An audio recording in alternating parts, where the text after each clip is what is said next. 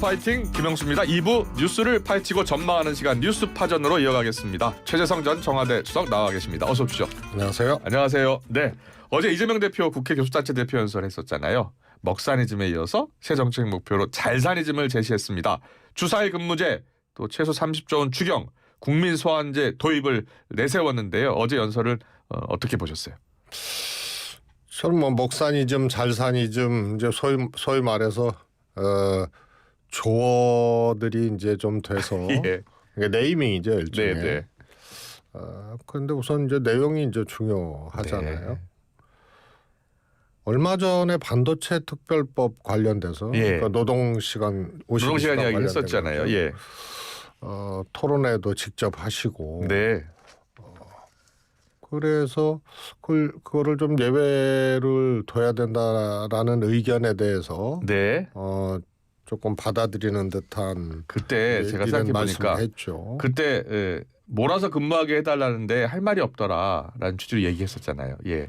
그래서 그건 내용을 좀 잘못 이해하신 거거든요. 지금도 그랬군요. 예외 규정이 있고요. 예.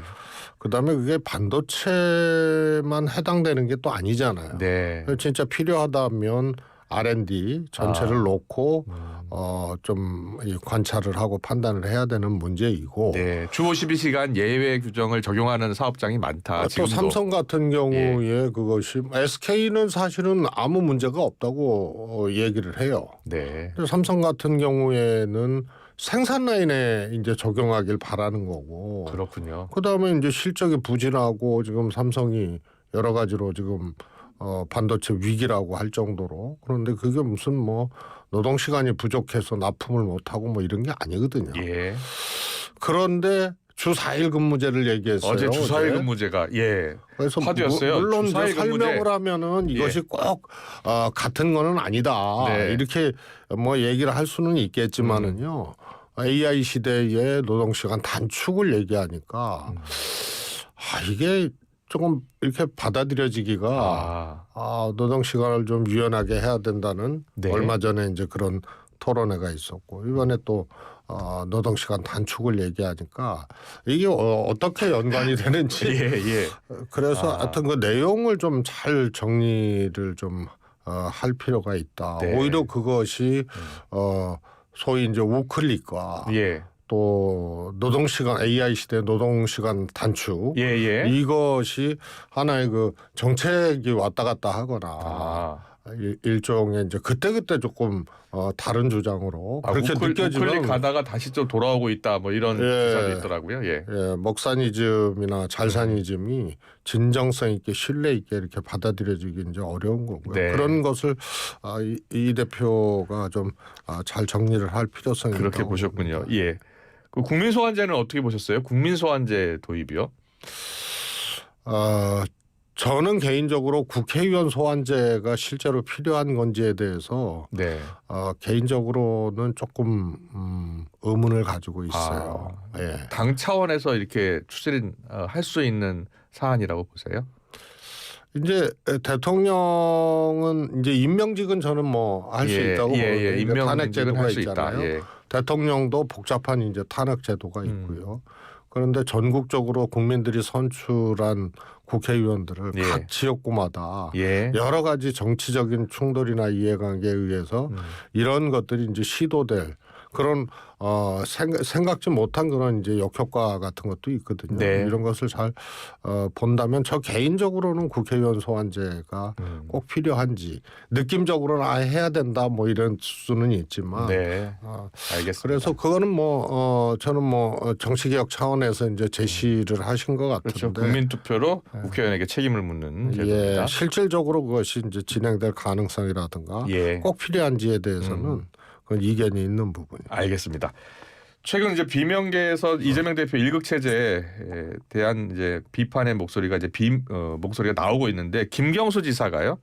어제 라디오 인터뷰에서 당은 바리케이트를 치우고 좀 문호를 넓혀야 한다. 그리고 이제 자신을 비판했던 유시민 작가에 대해선 통합과 연대의 포용의 언어를 사용해 줬으면 좋겠다라고 이야기했습니다. 자, 당내 비명계의 행보가 최근 이제 김경수 지사 인터뷰로 또 더 커지고 있어요. 어떻게 보고 계세요? 저는 이제 임종석 실장 또 김경수 전 지사가 예.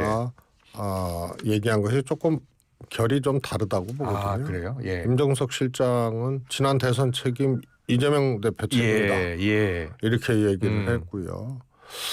그리고 이제 또 연이어서 또 이 이재명 대표 주변의 아첨꾼들이 망치고 있다. 이런 얘기를 이렇게 하고요. 얘기했어요. 이 대표 옆에서 아첨하는 사람들이 한 표도 더 벌어오지 못해. 예. 이렇게 이야기했어요.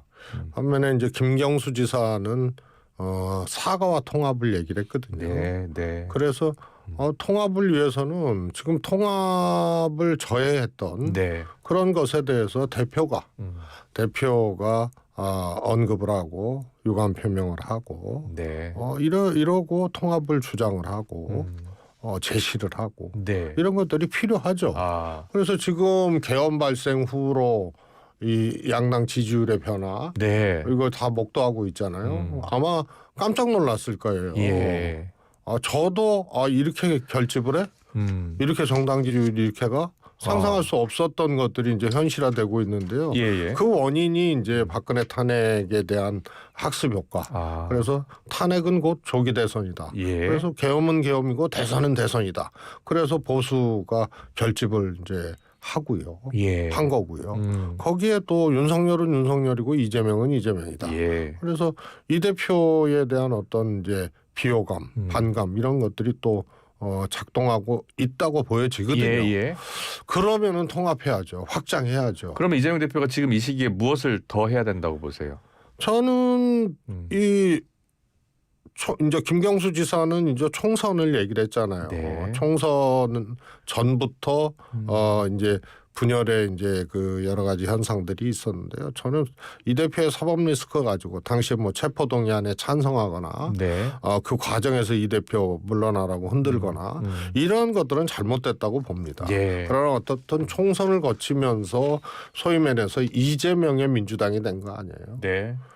그래서 이제 일극체계라고까지 얘기할 정도로 그래서 이때 당을 떠난 사람이라든가 또 이런 사람들도 하는 거거든요. 지금 정동영 의원이라든가 다 떠났던 사람 아니에요. 이런 분들을 왜 복당시키고 경선 참여시키고 공천 주고 그게 다 과거의 사유가 어땠든 간에 통합을 위해서 집권하기 위해서 그런 거고요. 그렇다면 지금 민주당을 잠시 떠나 있는 그런 전 현직 의원들 다시 이렇게 포용하는 저는 손을 내밀어야죠. 대책이 필요하다. 손을 내밀어야 되고요. 손을 내밀어야 한다. 일종의 이제 탈당하는 사람들이 돌아오게 하거나 안에서 또 마음이 떠난 사람들 이런 사람들을 다시 이렇게 다독이는 이런 이제 두 가지가 있을 거예요. 그런데 강성 친명계의 목소리는 다르잖아요. 아니 그러니까요. 그래서 탈당한 사람 중에서도 안 돌아오는 사람이 있을 수 있어요. 그러나 그렇게 대표가 이제 손을 내밀고 통합하자고 하고 일종의 이제 대사면 조치 같은 거를 좀 하고 이렇게 되면은요 그렇게 노력하고 그렇게 주장하는 이재명 대표와 민주당 이런 것이 나쁠 게 하나도 없거든요. 지금 대선은 이제 이미 51대 49 게임이 됐어요. 계엄과 탄핵 이런 거를 거치면서 탄핵이 인용돼서 윤석열 대통령이 탄핵이 돼도 대선은 박빙 게임이 됐거든요. 그럼 이것을 돌파하기 위해서는 통합과 확장편이 없어요. 그걸 하자는 것인데 통합하자는 얘기에 내부 총질이라고 분열이라고 오히려 소위 말해서 몰매를 놓듯이 그렇게 해버리고 이게 무슨 착각을 하는 거예요. 민주당이 사실은 이재명 대표가 체포동의안 그때 뭐 가결되고 이랬을 때는 수세였어요. 윤석열 대통령 검찰 앞세워서 정말 먼지 털고 산소 털고 그렇게 이재명 대표를 탄압하고 그리고 그게 체포동의안이 가결됐잖아요. 이때만 해도 수세적이었어요. 그렇군요. 그러나 윤석열 대통령이 계엄하고 지금 탄핵 과정에 있고 이러면 공세적인 거거든요. 그런데 어떻게 보니까 처음에 공세적이었다가 일종의 이제 역풍 비슷하게 맞고 그리고 지금 오히려 방어적이 되고 수세적이 됐어요. 이거 잘 따져봐야 되는 거예요.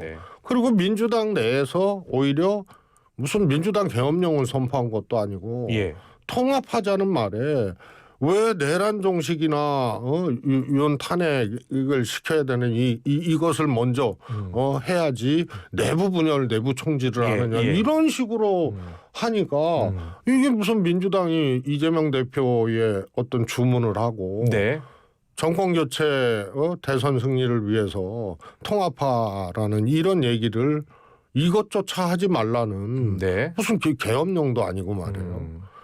그리고 유시민 작가의 영향력 있잖아요. 그 발언은 제가 보기에는 최근 들어 정치권 최악의 언어예요. 사람 한 사람마다 민주당 정치인들을 놓고 배은망덕하다. 책 읽어라. 지도자 행세하지 말아라. 다른 직업 찾아라. 이거는요 조롱이고 모멸을 떠나서요. 유시민 작가 개인적으로요.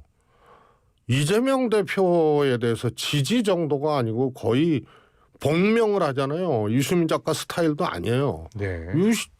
영웅 씨하고 좋단 말이에요. 그거는.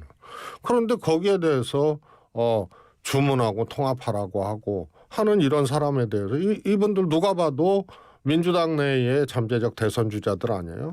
이거 자체를 용납하지 않겠다는 얘기로 들려지고요. 그 사람마다 그렇게 적의에 가득 차고 모멸적이고 이런 언어를 구사를 하는 건 제가 보기에는 그거는 민주당에도 도움이 안 되고요. 저는 유시민 작가가 민주당 사람인지도 모르겠어요. 저는 아닌 걸로 알고 있는데 그래서 이것이 정말 집권에 도움이 되는 얘기인지 그 도움되려면 도움되는 얘기들을 해줘야 되는 거예요. 아니면 이재명 대표를 그냥 추대하자 그러든지. 그래서 왜 이런 목소리 자체도 무슨 이 자기 도구마에 빠져가지고 아예 이런 목소리도 내지 못하게 하고 아니 통합을 주문한 게 무슨 문제가 있어요. 그래서 이런 것들이 결국은 중도층의 눈이라든가 국민들의 눈에 플러스 알파 한 표도 안 된다. 이렇게 비춰질 수밖에 없게 이 중도층이나 국민들이 마음을 주지 못하고 점수를 주지 못하는 원인들로 작동을 하는 거예요. 알겠습니다. 그렇다면 이재명 대표가 지금이라도 좀 더 적극적으로 통합 행보에 나서고 손을 더 내밀어야 한다라고 이야기하셨는데 지금 그런 상황이 곧 그런 여건이 지금 성숙되고 있다고 보세요? 아니 저는 말로는 통합을 얘기를 해요. 그러나 그거는 움직임과 조치가 필요한 거예요. 말이 아니라 행동이 필요하다는 말씀이세요. 마음과 조치가 진정성과 조치가 필요하죠. 말로는 통합하는데요. 총구를 바깥으로 내라고 얘기를 해요. 이재명 대표가. 근데 보통 지금 이게 어떻게 보면은 비문이거든요. 통합하고 그렇게 확장하자고 하면서 그거를 얘기한 사람들을 향해서 총구는 바깥으로 향하라고. 그러니까 통합 요구나 이런 것들을 내부로 총구를 향한 걸로 보는 거 아니에요? 그러니까 이게 어떻게 보면은 같은 사람의 문장으로 성립될 수 없는 두 개의 문장이 양립될 수 없는 문장이 있는 거죠. 그렇군요. 근데 유시민 작가의 지난 그 비명계에 대한 하나하나 사람 한 사람에 대한 비판에 앞서서 지금은 그 취지는 지금은 이재명 대표를 공격할 때가 아니다. 지금은 이 정권에 책임을 물을 때다라는 점을 강조하면서 이재명 대표를 지나치게 공격하는 것은 망하는 길이다. 이런 취지로 이야기하면서 나온 이야기거든요. 저는요. 그래서 제가 국민의힘보다 입틀막이라고 얘기를 한 거예요. 국민의힘은 지금 잘못 가고 있어요. 분명히. 소위 말해서 극우나 헌법 파괴적인 주장을 하거나 행동을 하는 사람들에 끌려가고 있는 거거든요. 그러나 목소리는 그렇지 않았어요. 탄핵 반대도 있고 찬성도 있었고요. 그다음에 잠재적인 대선 후보들이라고 생각되어지는 오세훈 탄핵 찬성 아니에요. 또 반대도 있고 탄핵 반대도 있고 그리고 윤석열 대통령에 대한 스탠스도 비슷하죠. 여러 가지. 국민의힘 안에서 여러 목소리 나오는 거예요. 그런데 왜 민주당은 이재명 대표에 대해서 비판하지 못하고 지적하지 못하죠? 제가 보기에는 정치는 신뢰의 게임 아니에요. 그러면은 정책의 신뢰성이 있어야 되거든요. 예. 주장의 신뢰성이 있어야 되고요. 예. 이것이 흔들리거나 더 확장적으로 확보되지 못하면은 정권 교체 못하는 거예요. 네. 그리고 지금 그런 지표가 나왔잖아요. 지금 지표 얘기 나왔으니까요. 국민의힘과 더불어민주당 정당 지지도 어제 리얼미터 조사를 보니까 국민의힘이 42.8%, 더불어민주당 40.8%로 나타났거든요. 이렇게 정당 지지도가 딱 붙고 격차를 거의 보이지 않고 있는 이유는 어디에 있다고 보세요? 저는요. 예. 그야말로 박빙이거든요. 예. 그리고 지난번에 박근혜 탄핵됐을 때 문재인 대통령이 당선이 됐잖아요. 네. 그때도 문재인 대통령 41% 했어요. 그다음에 보수 쪽에 홍준표, 유승민, 예. 그다음에 뭐 안철수까지 합치면 52%예요. 그랬군요. 예. 심상정 후보 표를 문재인 대표 범진보로 합쳐도 46%, 47%예요. 그래서 계엄은 계엄이고 대선은 대선이다. 이게 조기에 드러나고 있는 거예요, 지금. 예. 그게 박근혜 학습 효과도 있는 거고. 그다음에 이재명 대표에 대한 어떤 반감도 있는 거예요. 지금 50%못 넘는 건 사실 아니에요? 지금 이재명 대표 지지율이. 네, 그다음에 이재명 대표의 지지율과 여권 후보 지지율 합산을 하면 조금 비슷해요. 그래서 이런 것들이 안정적으로 압도적으로 대선 승리하기는 어렵다라는 이제 반증들이거든요. 그래서 그런데 계엄 탄핵 상황에서 지난번 박근혜 대통령 그 당시하고 왜 이렇게 다르지? 그때는 박근혜 대통령 한 자릿수, 국민의힘 지지율 10%대 이렇게까지 갔는데 이것은 제가 보기엔 두 가지 다 있는 거예요. 이게 조기 대선이라는 학습 효과에 보수 결집하고 하나는 윤석열은 윤석열이고 이재명은 이재명이다. 반감, 비호감 이런 것들이 있는 거죠. 그래서 이것을 어떻게 해소할 것인가가 중요한데 민주당이 공세적이어야 될 판에 지금 수세적이고 방어적이 됐잖아요. 여기에 민주당의 이재명 대표 비판하지 말아라, 공격하지 말아라는데 공격으로 받아들이는 것도 이상한 거고, 통합하자는 말에 분열이라고 그렇게 얘기하는 것도 이상한 거라는 거죠. 그래서 통합과 확장, 그다음에 정책의 진정성, 더 국민의 신뢰를 얻기 위한 당의 노력 이런 것들이 이루어지지 않으면 저쪽도 적신호, 민주당도 적신호예요. 그래서 적신호가 양쪽에 다 켜진 거예요. 저쪽은 저렇게 한다고 대선 승리할 수 있을 것 같아요.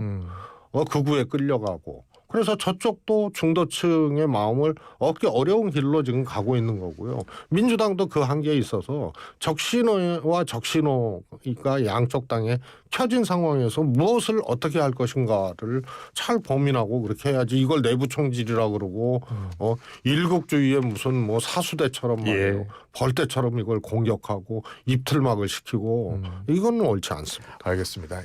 강하게 비판을 지금 하셔가지고 이낙연 전 총리가 어제 기자들과 만나서 이재명 대표의 사법 리스크 안고 대선을 나서면 혼란이 있을 것이다 라고 했어요.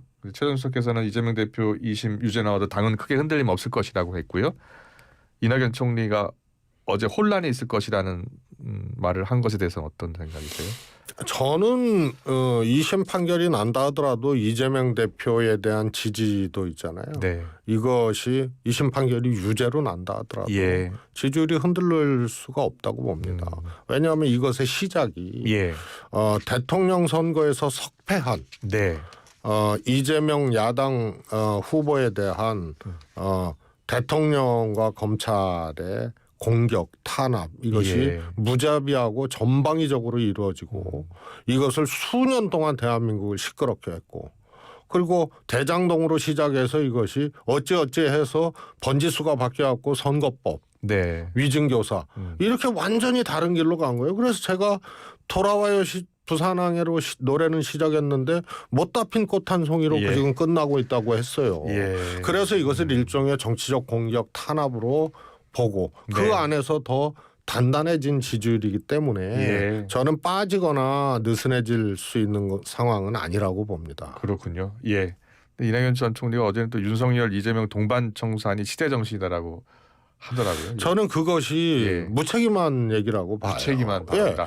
통합과 확장을 주민해서 예. 대선에서 이기자고 하는 거 하고 윤석열 대통령과 이재명 대표를 그것도 민주당 했던 사람이 예. 그것을 동시청산이 시대적 사명이라고 하는 거는 그거는 뭐랄까 뭐 이게 정치적으로 어떻게 본인의 돌파구를 열기 위해서 했던 얘기로 생각은 되어지지만 네. 설득력이 있거나 현실적이지 않은 얘기죠. 설득력이 있거나 현실적이지 않다. 아니 그리고 야당 인사가 예. 그 민주당 했던 인사가 이 민주당 대표와 지금 탄핵 소추 중에 있는 예. 이 윤석열 대통령을 같은 선상에 놓고 이걸 다 청산해야겠다 그러면은 그거 무슨 설득력이 예. 있어요? 알겠습니다. 국민의힘 이야기 해볼게요. 윤상현, 김민전 의원에 이어서 김규현, 추경호 의원도 윤 대통령 접견을 했어요. 여당이 대놓고 윤 대통령 지키기에 나선 것 아니냐는 목소리도 나오고요. 어떻게 보고 계세요? 지금 제가 국민의힘도 적신호, 네. 민주당도 적신호라고 했거든요. 조사상으로는 박빙이에요. 예. 국민의힘은 얼굴이 바뀌어요. 네. 이재명과 윤석열 후보의 리턴 매치가 아니에요. 다음 대선은. 근데 이재명 대표가 나갈 가능성이 민주당으로서는 아주 절대적으로 확률이 높죠. 예. 그런데 윤석열 후보가 아니에요. 네. 그러면 오세훈이 됐든 홍준표가 됐든 김문수가 됐든 뭐 누군가 예. 나올 거 아닙니까? 그러면은 저쪽은 새 인물이에요. 우리는 또 나가는 거예요. 네. 그래서 비호감과 반감이라는 측면에서 얼굴 바뀐 후보 얼굴이 바뀐 민주당 저 국민의힘이 낫겠구나 이렇게 생각할 수도 있지만 예. 지금 극우가 저 국민의힘의 주류처럼 지금 되고 있잖아요. 예. 이게 결국은 발목을 잡는 알겠습니다. 거예요. 예. 그래서 저쪽도 적신호 켜지고 있고 예. 잘못 가고 있다. 잘 들었습니다. 뉴스파전 벌써 시간이 다 됐습니다. 최성섭과 함께했습니다. 고맙습니다. 감사합니다.